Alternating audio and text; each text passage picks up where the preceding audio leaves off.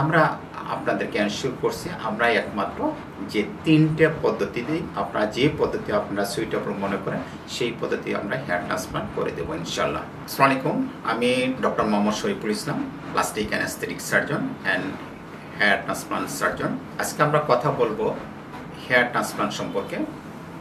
প্রথমে আমরা আসি যে হেয়ার ট্রান্সপ্লান্ট কি। হেয়ার ট্রান্সপ্লান্ট এক ধরনের অ্যাস্থেটিক প্রসিডিউর, যেখানে মাথার পিছন থেকে অথবা সাইড থেকে চুল নিয়ে, চুলের হেয়ার ফলিকল অংশটাকে নিয়ে যখন সামনের দিকে অর্থাৎ বেল্ট এরিয়াতে ট্রান্সপ্লান্ট করা হয় তখন সেটাকে বলা হয় হেয়ার ট্রান্সপ্লান্ট সার্জারি। এই হেয়ার ট্রান্সপ্লান্ট সার্জারি যেখান থেকে আমরা হেয়ার নিচ্ছি বা হেয়ার ফলিকল নিচ্ছি সেটাকে বলা হয় ডোনার এরিয়া। এটা সাধারণত মাথার পিছনের হেয়ার বা সাইডের হেয়ার। কারণ হলো যে পিছন থেকে আমরা যে হেয়ারটা নিই এটার জেনেটিক্যালি পার্মানেন্ট হেয়ার, এবং যেখানে আমরা সেটাকে ইমপ্লান্ট বা রোপণ করব সেখানেও সেটা পার্মানেন্ট হেয়ার হিসেবে থেকে যাবে। এই তথ্যের উপর ভিত্তি করে সাধারণত হেয়ার ট্রান্সপ্লান্ট করা হয়ে থাকে। আর আমরা যে জায়গায় হেয়ারটাকে ট্রান্সপ্লান্ট করছি সেই এরিয়াটাকে বলা হয় রিসিপিয়েন্ট এরিয়া। এই রিসিপিয়েন্ট এরিয়া মেল প্যাটার্ন ব্যালনেস হতে পারে, ফিমেল প্যাটার্ন ব্যালনেস হতে পারে, ট্রমাটিক ইনজুরি কারণে হেয়ার লস হতে পারে, অথবা স্কারের কারণে হতে পারে। রিসিপিয়েন্ট এরিয়া শুধু বেল্ট মাথার ক্ষেত্রে হয় না, এটা অনেক সময় আইব্রোতে আমরা হেয়ার ট্রান্সপ্লান্ট করি, আমরা বেয়ার্ডকে ট্রান্সপ্লান্ট করি, মানে দাড়ি বানানো হয় আর্টিক সার্জারির মাধ্যমে। তো যাই হোক, হলো যে হেয়ার ট্রান্সপ্লান্ট তিন ধরনের পদ্ধতি আছে। তার আগে আমরা দেখে নিই যে হেয়ার ট্রান্সপ্লান্ট করতে গেলে আপনাকে কি কি করতে হবে। হেয়ার ট্রান্সপ্লান্ট করতে গেলে প্রথমে আপনি একজন প্লাস্টিক সার্জনকে আপনি দেখাবেন যিনি হেয়ার ট্রান্সপ্লান্ট করেন। তিনি আপনাকে এক্সামিনেশন করবেন এবং উনি একটা ডিটারমিনেশন করবেন যে আপনার কতগুলি হেয়ার লাগবে এবং কোন এরিয়াতে লাগবে এবং কোন পদ্ধতিতে আপনার জন্য সুইটেবল, কারণ এখানে বিভিন্ন ধরনের পদ্ধতি আছে। এটা আপনাকে ইম্পর্টেন্ট যে আপনার কতগুলি হেয়ার লাগবে। সাধারণত কোনো মেসিভ হেয়ার ট্রান্সপ্লান্ট যদি আমরা করতে চাই সাধারণত হলো 3000-এর উপরে, সেই ক্ষেত্রে সাধারণত আমরা স্টেজ প্রসিডিউর করে থাকি, অর্থাৎ দুইটা প্রসিডিউর করে থাকি। সার্জন আপনাকে দেখবেন যে কোন এরিয়াতে এবং কতগুলি হেয়ার লাগবে, এবং একই সঙ্গে আপনাকে শারীরিকভাবে কিছু এক্সামিনেশন করবে যে আপনার শারীরিকভাবে কোনো সমস্যা আছে কিনা, যে এই সার্জিক্যাল প্রসিডিউর করতে গেলে আপনার কোনো প্রবলেম হবে কিনা, এবং আপনি কোনো মেডিসিন খাচ্ছেন কিনা যেগুলি আপনার এই প্রসিডিউরের সাথে রিলেটেড, সেইগুলিকে আপনাকে অফ করতে হবে।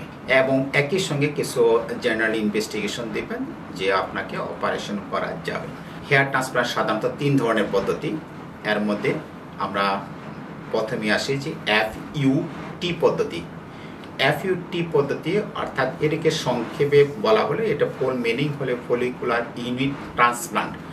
অর্থাৎ এখানে আমরা যদি দেখি যে মাথার পিছনে একটা strip of skin along with the hair follicle, আমরা মাথার পিছন থেকে এরকম একটা অংশ হেয়ার ফলিকল সহ কেটে নিয়ে আমরা সেটাকে আলাদা করি, প্রতিটি হেয়ারকে তখন আমরা আলাদা আলাদাভাবে করি। তো এই যে হেয়ার, এখানে সাধারণত আমাদের কি পরিমাণ আমরা স্ট্রিপটা নেব সেটা ডিপেন্ড করবে যে আমরা কতগুলি হেয়ার লাগবে সেটার উপর। একটা স্ট্রিপে 2000 থাকতে পারে অথবা 5000 পর্যন্ত নেওয়া যেতে পারে। এটা ডিপেন্ড করবে যে আমরা কত বড় স্ট্রিপ নিচ্ছি এবং হেয়ারের ঘনত্বের উপর ডিপেন্ড করবে। এটাকে আমরা ডিসেকশন করে আলাদা করে আমরাকে সেটা আবার যে জায়গা বেল্ট এরিয়াতে, রিসিপিয়েন্ট এরিয়াতে আমরা পাংচার করব, একটা ব্লেডের মাধ্যমে, স্পেশাল ব্লেডের মাধ্যমে পাংচার করব। তখন সেখানে আমরা একটা একটা করে রোপণ করব, সেটাকে বলা হয় FUT পদ্ধতি।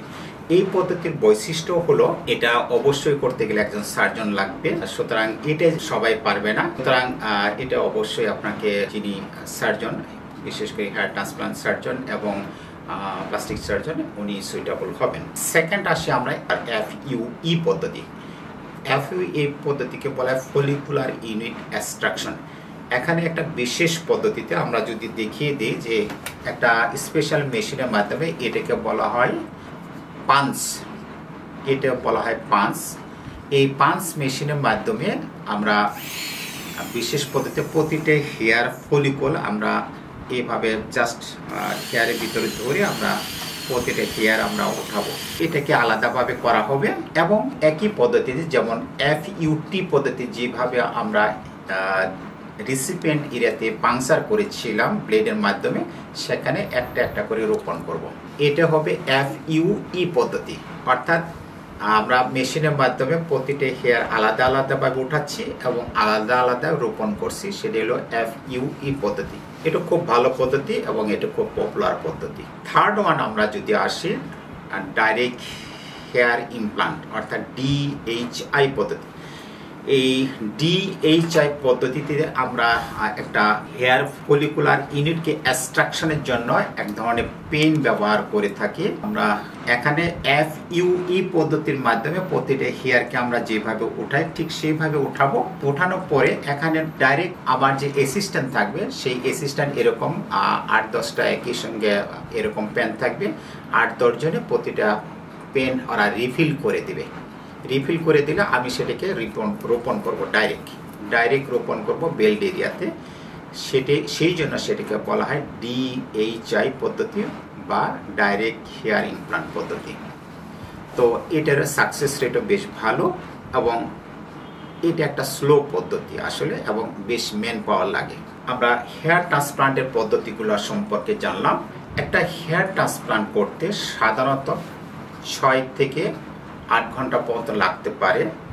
ডিপেন্ড করবে যে আমরা কতগুলি হেয়ার ট্রান্সপ্লান্ট করছি সেটার উপর ডিপেন্ড করবে। হেয়ার ট্রান্সপ্লান্ট পদ্ধতি সম্পূর্ণভাবে নিরাপদ পদ্ধতি। এই ক্ষেত্রে সাধারণত লোকাল অ্যানেস্থেসিয়ার মাধ্যমে যে জায়গা থেকে আমরা হেয়ার নিব এবং যে জায়গায় আমরা হেয়ারটাকে ট্রান্সপ্লান্ট করব, সেই ডোনার এবং রেসিপিয়েন্ট দুইটাই এরিয়াকে আমরা লোকাল অ্যানেস্থেসিয়ার মাধ্যমে আমরা প্রিপেয়ার করে থাকি।